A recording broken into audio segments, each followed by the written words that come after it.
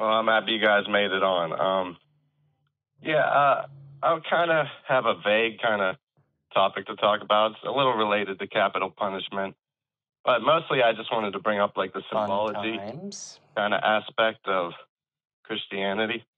Which aspect of Christianity? Like the symbology aspect of it. Okay. I was listening to a song by KRS-One. I want to read you the lyrics that kind of caught my ear as an atheist. Mm-hmm. See what you guys think of this. Okay. I'm not familiar with the band. I don't know. How do you feel about discovering a new band? He's a hip-hop artist. But... Okay. I'm not familiar with the artist. I'll read the lyrics. But... Yeah. Okay. I'm listening. Eric's still fixing his mic, so... Yeah. Sorry, I'm having some issues with the mic. You go right ahead, man. Let's go ahead and read us the lyrics. Okay. Professionalism. All right, all right, here we go.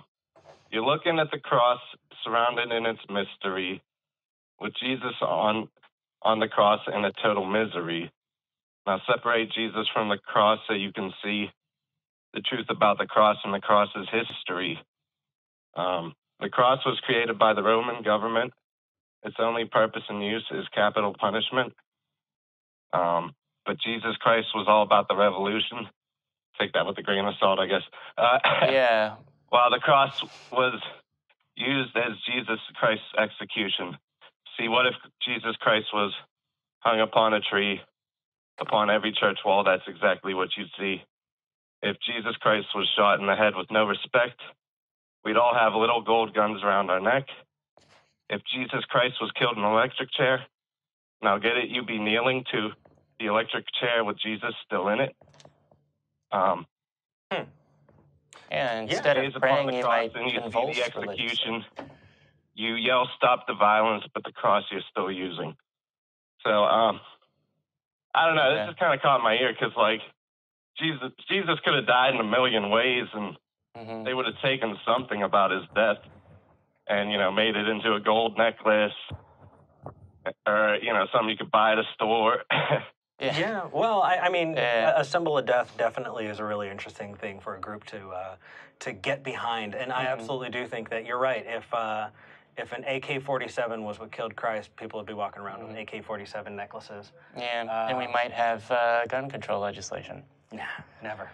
But no, I mean, for a religion that revolves around human sacrifice, it sort of makes sense in that regard to have the symbol of that vicious, bloody murder be the symbol of their religion. But yeah.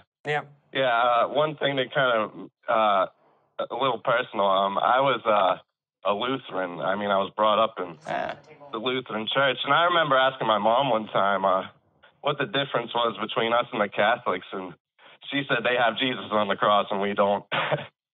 So I don't know if you've been to a Lutheran church; they just have the cross.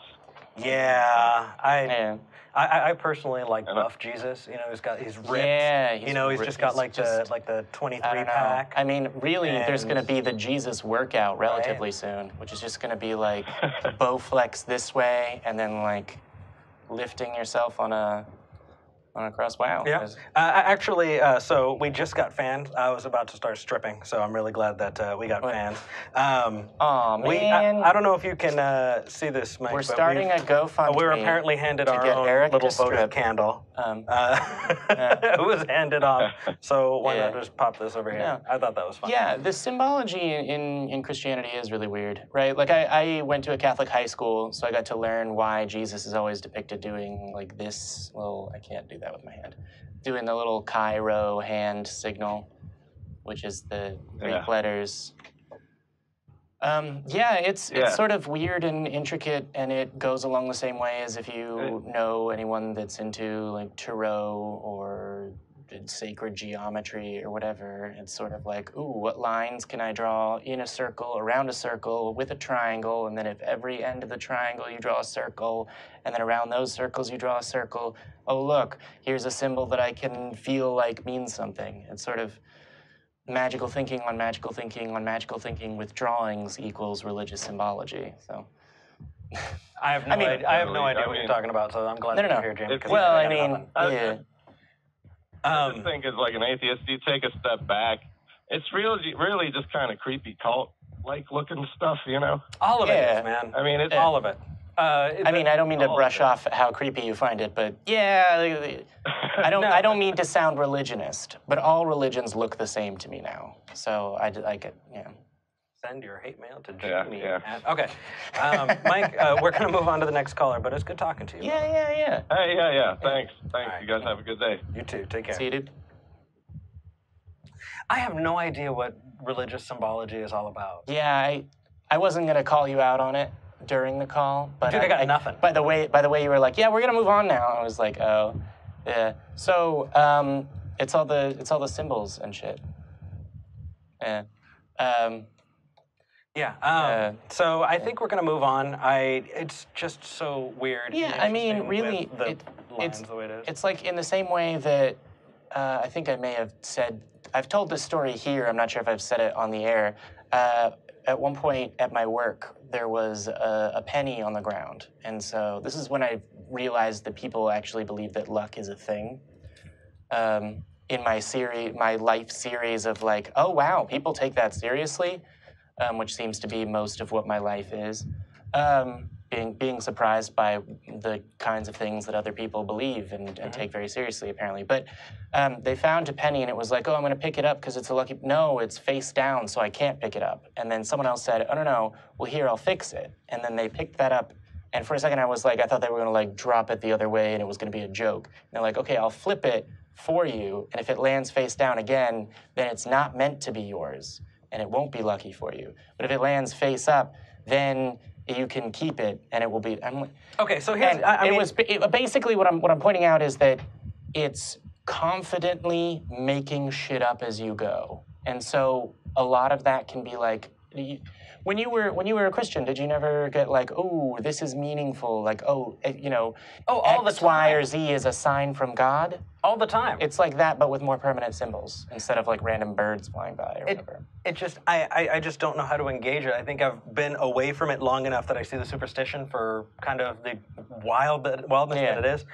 Wild-ass assertions that they are. Yeah. Yeah, but...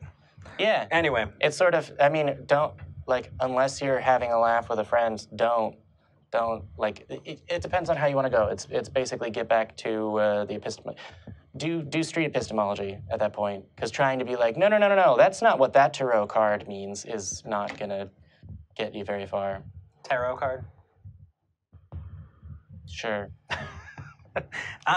You said you didn't know how to engage with these things, and now you're correcting my pronunciation. Well, no. So, I honestly think otherwise. I think that it takes all approaches. And while you're going to take the street epistemology route, and while Dan, who we're trying to help out, does the street epistemology, I think every once in a while, the Eric approach, somebody saying that's fucking ridiculous helps too. Because sometimes you need to. Why are you such an angry atheist all the time? Because he took everything from me. Okay. I want to move to the next call. I know you do.